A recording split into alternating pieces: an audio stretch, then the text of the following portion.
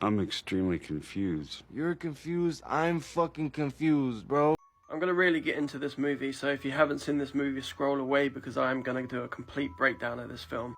So for those of you who don't know, The Coffee Table was released in 2022 but was only distributed this year and has since been gone on to be called the most disturbing movie of 2024.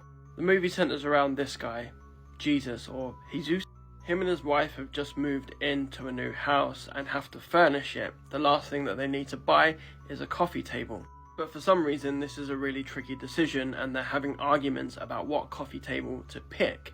So his wife Maria has picked out everything in this house. She's decided where they live. He's had absolutely no say whatsoever in the formation of their new home or where that home is. The two of them have had a child recently, quite late in life I would say. But Maria has been so controlling in this relationship. Not only has she picked where they live, all the furniture in the house, but she picked the kid's name. And the name that she picked for this baby, her husband does not like at all. But like with the house, like with the furniture, he keeps quiet and just goes along with it. I wouldn't necessarily say he keeps quiet. He does bring it up, they do argue about it, but she doesn't budge. So the coffee table that Jesus wants is this coffee table behind them. Maria does not want this coffee table, but she's tired, the baby is getting aggy, and they want to go home. They have a fat argument, she goes home, and he decides to buy the table. When they get home, the arguments continue. It's quite a toxic marriage from our standpoint. All they do is argue. But we get this sense that they once loved each other. And maybe their affection is dying out, but they've had this kid. And Jesus, for one, looks like he feels a bit trapped by that. And trapped by the life he's living, this life he didn't plan on living. So at home, the arguments continue. Maria has enough, so she storms out, leaving Jesus with their baby. This is the first time he's been alone with the kid, and he is out of his depth. When Maria leaves, she slams the door, and that causes the baby to really start crying. And this is where the movie takes a terrible, terrible turn. So in his attempt to try and calm the baby down, he is walking around with the baby in his arms, booping up and down, singing songs to him. When the unthinkable happens, we don't see what happens directly, but we hear Jesus drop the baby onto the coffee table. And what happens next is something straight out of my worst nightmare.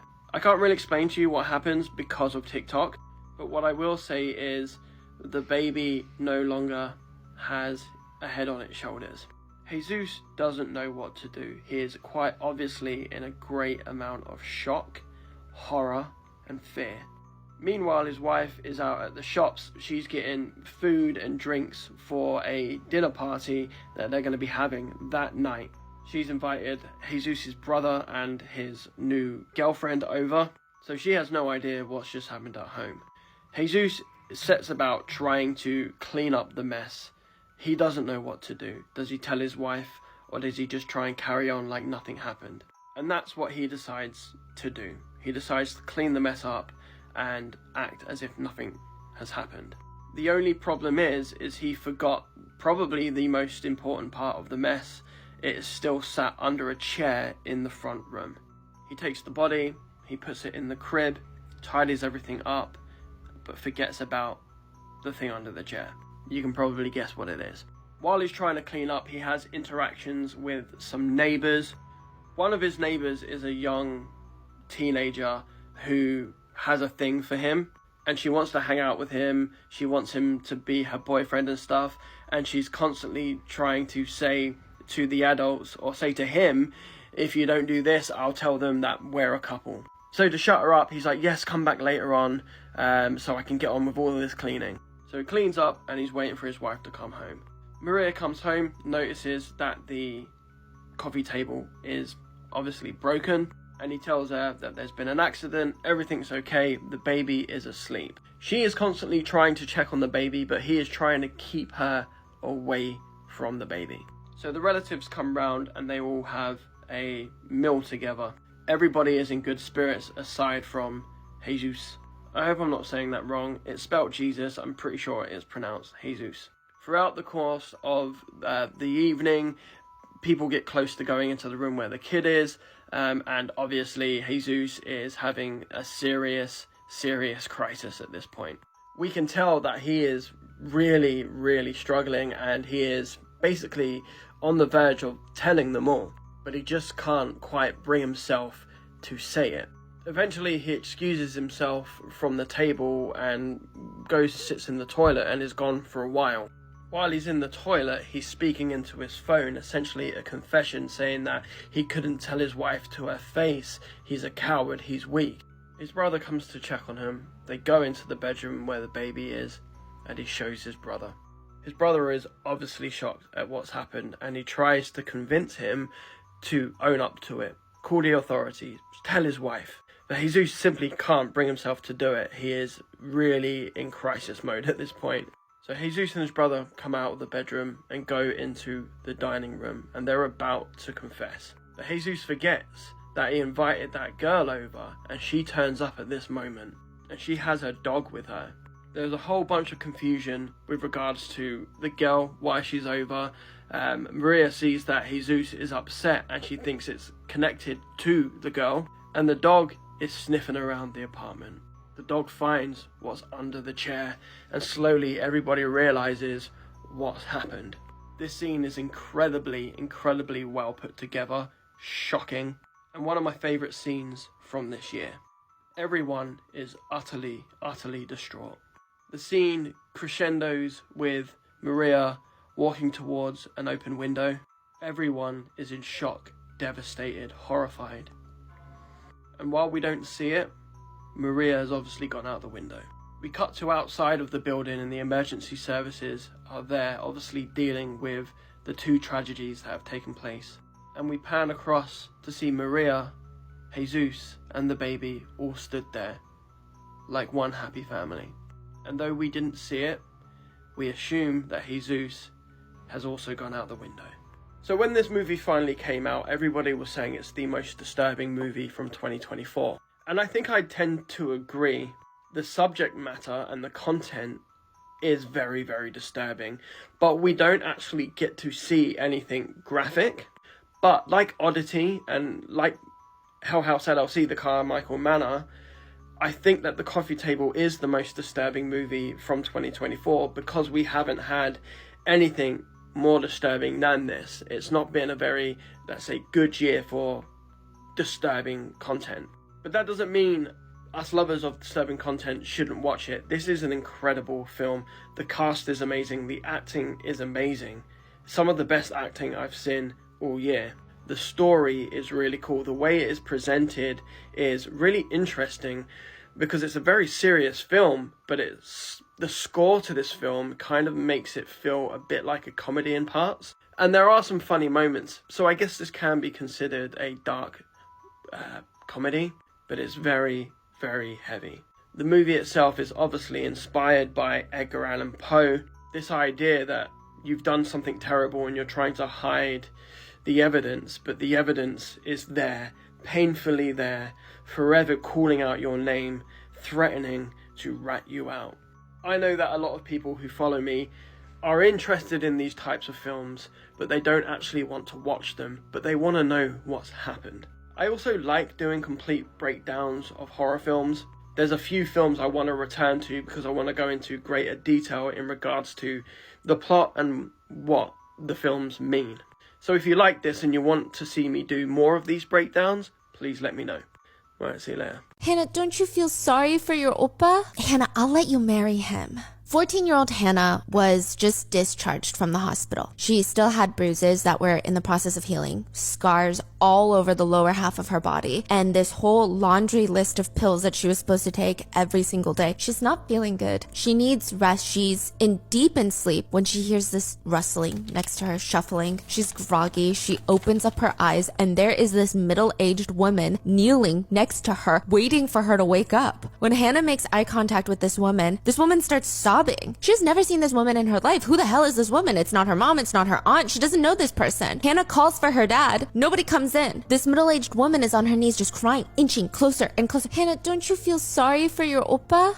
Oppa means big brother in Korean, but it can be applied to anybody, so it doesn't have to be a relative. It could be applied to somebody who is a few months older or a few years older than you at the same school. Don't you feel bad for your Oppa for being in detention? Look, sign this petition to get him out sooner, and Hannah, I'll let you marry him. We can arrange for it when he gets out. Hannah didn't know what to say because sitting in front of Hannah is the mother of a high school boy, the mother of one of Hannah's 44 R-worders. She's offering Hannah the quote chance to marry her R-worder. That is crazy request. You know she ain't gon' find that nigga that beat that pussy wetter than me. Ooh, better than me. The scariest horror movies to watch on Tubi, but make sure you do it at your own risk. And if you love all things horror, all things spooky just as much as I do, be sure to hit that follow button. Via follows a mysterious man who kidnaps and takes over a group of friends, and when they wake up, they discover that vials have been implanted in the base of their skulls. And I guarantee you that this movie is going to creep you out, and like the tagline says, it's going to produce fear and paranoia. Stranger follows a couple who travel to an isolated cabin for some peace and quiet, and of course some romance. But they're unaware that a stranger lurks their every move, every second, every hour of the day, waiting to pounce. If you love horror movies such as The Strangers, home invasion horror movies such as that, then you're definitely gonna like this one. And this is one of my worst fears when I travel to a cabin. The Basement follows a man who wakes up in the basement of a serial killer and is held captive, but this isn't just your regular old serial killer. This dude has like over 20 different personalities, and he acts out his favorite torture fantasies through these personalities. Now, this is honestly a terrifying situation to be put in. Think of the movie Split. It's something like that. 15 Cameras follows a couple who purchased the duplex of a notorious stalker. They're thinking that their new home is going to be that of their dreams, but nah, this stalker has other plans in mind. And as you would expect, they get tortured by this maniac. I believe this is the third film of the Cameras franchise, if that's what you want to call it. So you already know what to expect with these found footage movies. A dinner party follows a playwright and his wife who attend a fancy dinner held by A-listers who are ready to send him away to Broadway, only to learn that they've been set up for a night of torture. Movies like this really open your eyes because I'm sure that some wealthy people probably do this and we don't even know about it. It really makes you think this is some crazy, torturous type of activity. Did you know White Zombie is actually the first zombie movie ever made? It's a bit different than we know them today, though. This movie has nothing to do with a virus. Instead, it has to do with voodoo. Now you know. Let's pray for this Monday. Dear Heavenly Father, as a new week begins, I come before you with a heart full of gratitude. Thank you for the gift of another day and the fresh opportunities that it holds. On this Monday morning, I ask for your guidance and strength to carry me through the week ahead. Lord, fill me with your wisdom to make the right decisions and grant me the courage to face any challenges that may arise. Let your peace guard my heart and mind, keeping me calm in the midst of the busyness and pressures that this week may bring. Bless my work, O Lord, and help me to approach each task with diligence and integrity. May I honor you in all that I do, showing kindness and compassion to those around me. I pray for success in my endeavors, but above all, I seek to walk in your will. Cover my loved ones with your protection, and let your presence be felt in our homes. May this week be filled with joy, love, and unexpected blessings. Teach me to trust you more, to lean not on my own understanding, but to acknowledge you in all my ways. Thank you, Lord, for your constant presence. I dedicate this week to you, believing that with you by my side, nothing is impossible. In Jesus' name, I pray. Amen. I thought I had the stomach for this one today, but it turns out I didn't. And I'm gonna have to come back to this one.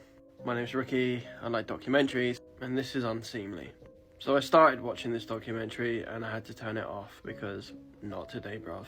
The documentary is an investigation into Peter Nygard. If you don't know who he is, I had no idea who he was either, but if you want, you can read about him here. I can get through disturbing documentaries, no problem, most of the time. But sometimes when I'm not feeling particularly great in my own mind, I have to stop. And today is one of them days. I've had a very, very busy couple of weeks, and I'm just not mentally prepared for stuff like this. This is a very good documentary, don't get me wrong, but it's a lot, and it's something that I don't want to deal with today, because it involves some of the worst crimes committed by people, and we are told about these crimes from the survivors. Ordinarily, this is the kind of documentary I would power through. And I'm gonna come back to it, I'm gonna finish it, but I thought I'd let you know, for all of you who like messed up documentaries or hard to watch documentaries, this one just ended me. Moments after this sweet image was recorded, this woman's teenage son did the unthinkable. It was the 12th of October 2023 in the Amelia Oaks apartment complex in Florida. 39-year-old Irina Garcia lay in her bed next to her sleeping baby in the cot beside her.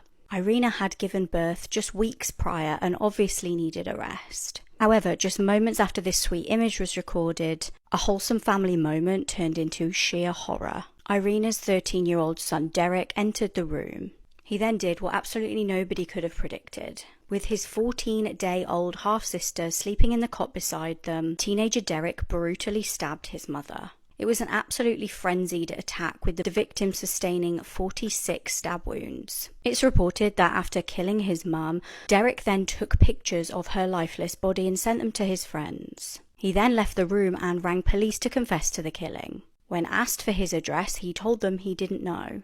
In the 911 call, he states, "I took pictures and I told my friends about it. Is that bad? She's dead, miss. There's blood all over the floor." He told the operator, "Right now I have the gun with me. I was going to S myself, but I didn't want to. Police rushed to the scene and arrested the child, who was apparently apologetic when they got there. Although his mum was pronounced dead, thankfully the child was unharmed. The 13-year-old will be tried as an adult on a first-degree murder charge. He remains in prison until his trial. In the interrogation video online, Derek can be seen admitting to killing his mum with a large kitchen knife. He states that she woke up and screamed. He has entered a not guilty plea. At his bond hearing, his dad and Nan begged for him to be released on house arrest. His dad described him as a humble and peaceful child. Professionals described the 13-year-old as sweet and respectful, reportedly very popular amongst staff at the detention centre where he's staying. There is still no known motive, and it appears an absolute mystery as to why this happened. This has to be the most evil thing ever done. In 1974, a man named Mike Raffone moved to Greenbow, Alabama for his new job. The house he purchased was miles from anybody else. On his first night living there, while walking to his room, he saw a head peeking around the corner of the hallway. Freaked out by this, he just assumed it was just in his head and tried to ignore it. That next night, while watching TV, he saw the head again looking at him from the kitchen, so he decided to just stay at a motel for the night. The following morning, he told his coworkers about what was going on, and they told him he probably just needs to see a psychiatrist, and he did. A week then went by and everything was normal until he woke up one night and saw the head at the end of his bed. Believing it was in his head, he decided to confront it. But when he looked under his bed, he saw that there was a man underneath it, holding a puppet, which was the head he was seeing. Mike then attempted to run out the room, but the man quickly chased him, but on the way down the stairs, the man tripped and fell, and Mike was able to escape. When the police arrived on the scene, the man was still unconscious and was later identified as Buddy Light, the previous homeowner's son.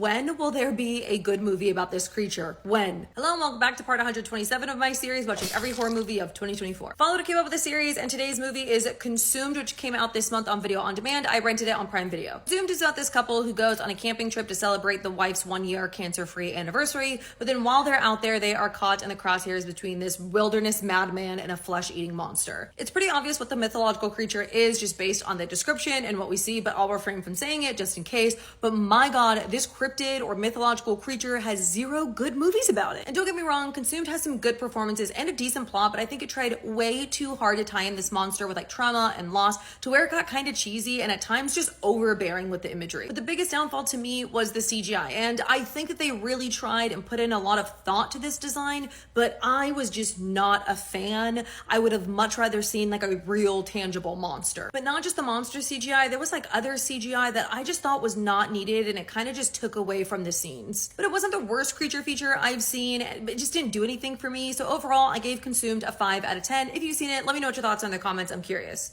The Troubled Life of Tonka Jari Jr., born in Philadelphia in 1903. Tonka was the son of the infamous chocolate factory owner Tonka Jari. His mother was one of the chocolate factory workers after Tonka Sr. had a secret affair with her. She had dwarfism, which was why Tonka Jr. only stood at 4 feet 12 inches tall. Tonka Jr. was an odd child, not speaking his first words until the age of 17. but had an incredibly high IQ of 203. After his father's tragic passing, he would move out west to California with the little money he had, as he was left out of his father's $1.3 billion will entirely. After arriving in California, he would quickly begin to make a name for himself after being caught in an undercover sting operation. He was exposed as being the Wrangler. Tonka would be sentenced to life at Guantanamo Bay after receiving 27 consecutive life sentences. One day, 5 years into serving his life, sentences alarms in the prison would begin to go off after prison guards could not find Tonka in his cell. That was when they found a giant hole behind his Wizard of Oz poster. When the other prisoners were asked what had happened, they all said he had made a flying contraption out of newspapers and yelled Geronimo, before jumping off the top of the prison into the dark and rainy night. Some prisoners stated they heard a splash in the water quickly after Tonka yelled Geronimo, while others didn't hear anything at all. It was assumed that he did not survive his prison escape and drowned in the Pacific Ocean that night. That was until the year 2001, when a 98-year-old man living in New Hampshire working as a greeter in a local grocery store would be surrounded by FBI agents. Do you know where public schools buy their food from for lunches? Cisco. Bali. From the Department of Defense. The DOD? The DOD. It's a total scheme to where Department of Defense, they go out to these food companies and they get the contracts and then they turn around and sell it to the public school systems. And so like they are in complete control over this profit line. Oh, that's scary. I think they said that the school lunches is the only thing that's profitable in public schools. That would make sense. But like the school doesn't have a say in what they can get for lunch. They are totally dependent on the Department of Defense to provide the food. Interesting. It's just weird. It's like super weird. Department of Defense controlling the school lunches I thought was super weird. And also, why would you want to monopolize that? Just the man wanting to get some moolah. Moolah moolah. Or what are they putting in that food? Yeah. Any type of freaking chemicals they want. MK Ultra. Brainwashing. You know what the K stands for? Kindergarten. Oh, dang. Middle school, M. So this happened. 5-year-old little boy broke this vase at a museum in Haifa in the Middle East. It's 3,500 years old and it's said to be dated back to the Bronze Age. I hate to see historic things get broken, and I do know that accidents happen, but there's a big debate going on right now over whose fault it is. Now, it was behind glass. It looked like this before. I can't find anywhere where it says like if he opened it or what, but it looks like it's a small door or something and he just like opened it and flipped it over, but I don't know. Allegedly, that's just to me what it looks like. I've been trying to find out and I can't. If I was his mother personally, 1, I would shit myself.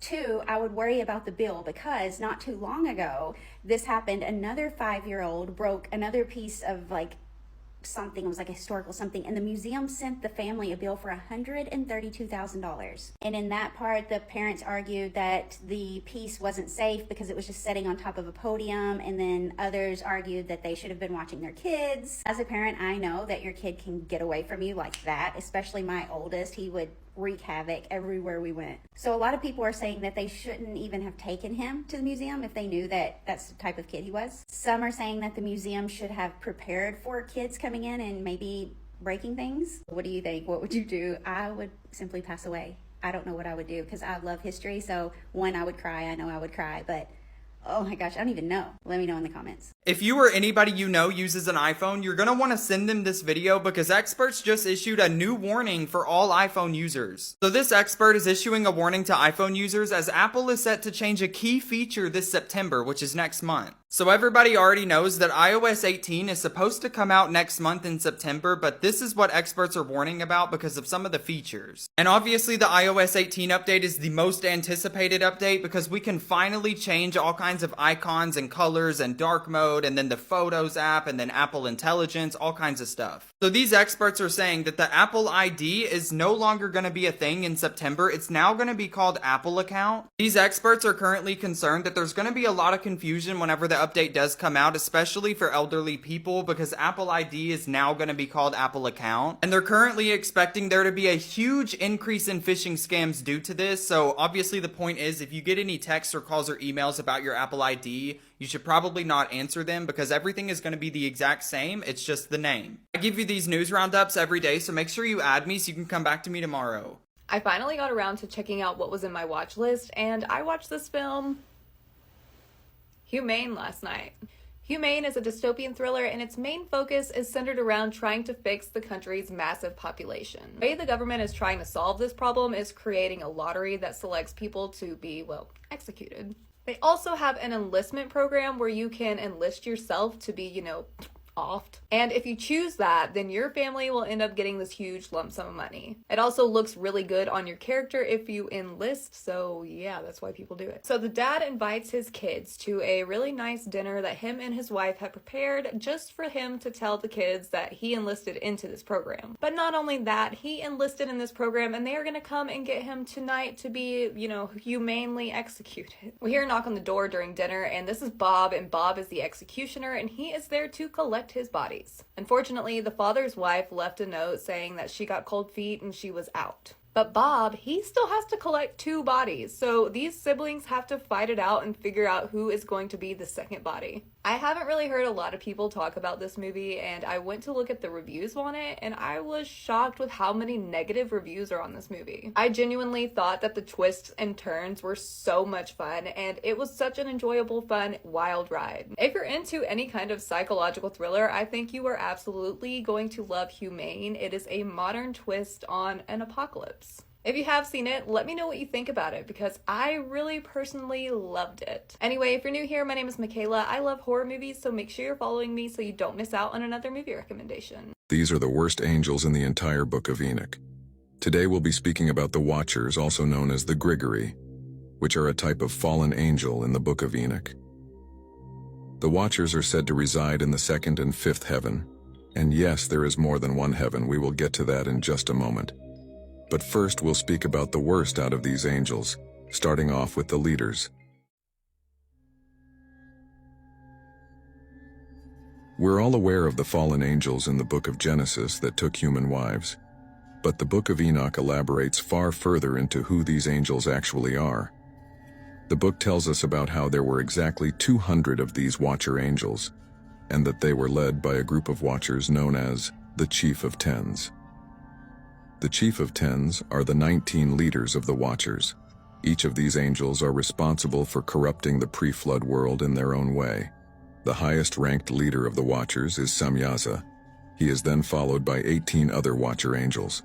Although there are 200 Watchers altogether, only 19 of them are in this higher position known as the Chief of Tens. 2-sentence horror stories that are going to chill your bones. I woke up to hear knocking on the glass. At first I thought it was the window until I heard it come from the mirror again. Whew. My sister says that mommy killed her. Mommy says that I don't have a sister. I found a dead body in my trunk today, which is strange because I remember putting 2 in there yesterday. The driver wasn't very chatty, so I checked my phone. Hey, it's your Uber, I'm outside.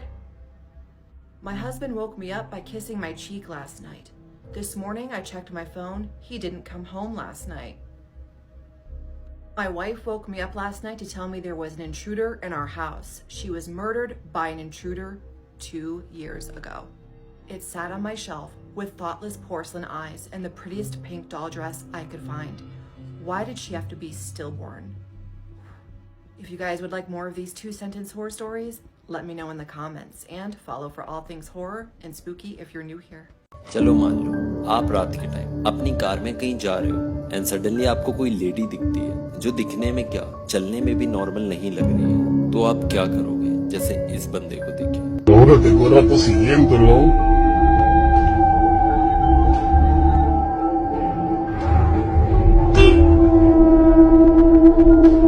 आप इसकी जगह होते तो क्या करते हैं? And follow कर लो ऐसी और वीडियोस के लिए। These are the 5 times that video games actually killed people. Number 5, the chainsaw rage quit. Pavel Matveev was a 15-year-old boy from Russia who was playing a computer game that his mum bought. And basically he kept losing, so he grabbed a chainsaw, went out into his yard, fired up the saw, and, removed himself from the planet. Jesus Christ. Number 4, feeding the wrong baby. In 2010, a South Korean couple were obsessed with an online game called Prius Online, where you basically raise and nurture a child, and they became so addicted that they stopped taking care of their real-life baby family who they only fed once a day between 12-hour stretches at the internet cafe. The child sadly passed away from malnutrition and the parents were arrested 5 months later. Number 3, the gamer who forgot to eat. In 2005, a 28-year-old South Korean man decided to immerse himself in a 50-hour marathon of StarCraft at an internet cafe. The problem is he forgot to do the basics like eating, drinking, and eventually breathing. After 2 days of non-stop gaming, Lee collapsed and died from heart failure and dehydration. Number 2, give me back my items. In 2005, a 41-year-old gamer from China, Chao, discovered that his online buddy, Zhu, had stole their jointly owned Dragon Saber from the game Legend of Mir 3 for $870. Chao was of course outraged and tried reporting it to the police for theft, but the police said the sword wasn't real, so it didn't actually qualify as theft, so he stabbed Zhu in the chest while he was sleeping, killing him on the spot. Chao was sentenced to death. And number 1, and fair warning, this one's quite heartbreaking, the Mortal Kombat incident. In 2013, a 19-year-old man named Lamar Roberts and his girlfriend were babysitting a 7-year-old girl and playing Mortal Kombat when they decided to start imitating moves from the game. So Roberts, who was drunk, started kicking, hitting, and slamming the girl until she stopped breathing. He was sentenced for 36 years. Alam nyo ba na itong lalaking ito ay nakulong matapos i-reveal sa kanyang vlog ang ingredient ng kanyang nilulutong curry? Yes, at siya si Kodam Pranay Kumar na taga-India. Yes, siya ay inaresto ng mga pulis matapos makita yung pinost niyang video na kung saan nagluluto siya ng curry, pero ang gamit niya sa kanyang curry na karne ay karne ng peacock. Kala nyo tao, no? Kala ko rin. Mahigpit daw na ipinagbabawal ang paghuli at pagpatay ng peacock sa India dahil ito raw ang kanilang national bird. Nung nahuli si Kumar, sinasabi niya na hindi naman talaga peacock yung ginagamit ko. Chicken naman talaga.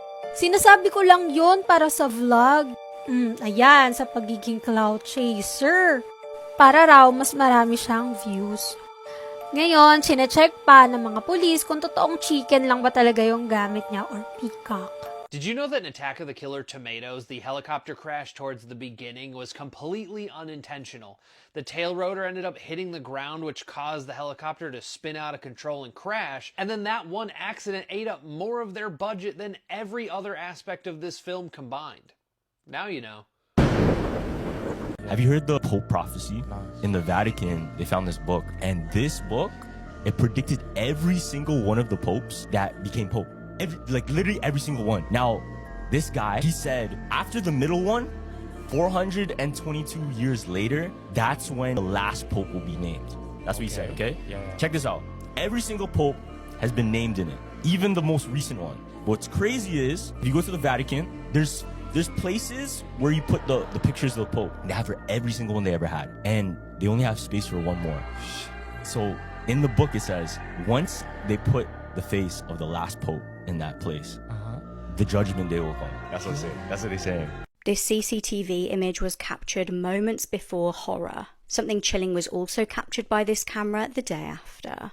Zoe Seon Hee was visiting her boyfriend Andy on the 9th of August this year. The couple in their 20s were attending the same school, and they'd been officially dating since January this year. Andy lived in Lake City in Seattle, and the pair were captured on CCTV footage carrying shopping bags into the home. What looks like an ordinary moment of a couple just running errands would ultimately be the last time that Zoe was captured alive. The following day, Andy left the house on his own and is holding something under his shirt in what appears to be a towel. Not long later, his friends reportedly took him to the hospital after he was acting erratic. Meanwhile, neighbours reported to police that water was pouring from the home. Tragically, when officers arrived, they found Zoe deceased. Her body was discovered laid on her back with a slit throat. She had an ice pack on her throat and a block behind her neck, kind of propping her head up. An autopsy was performed which confirmed that she died from blunt force trauma and a golf ball was stuck in her throat. Police arrested Andy at the hospital that he was at after he assaulted a nurse. Andy claimed that he had taken substance and had a vague memory of killing his girlfriend. He's charged with first-degree murder and his bail is currently set at $5 million. A young girl would have to play dead until her would-be killer would leave. Hello, true crimerers. This is the case of Elizabeth Reiser. Viewer discretion is advised. At the time of this case, Elizabeth Reiser was 17 years old and she was just a few days shy of graduating from high school. Elizabeth was one of 4 kids. She was the oldest and she had 3 younger brothers. By all accounts, this was a really good, happy, religious family. Elizabeth always did well in school. She loved to laugh and just had a really infectious personality. Her best friend was 18-year-old Brandy Hicks. The two of them spent a lot of time together.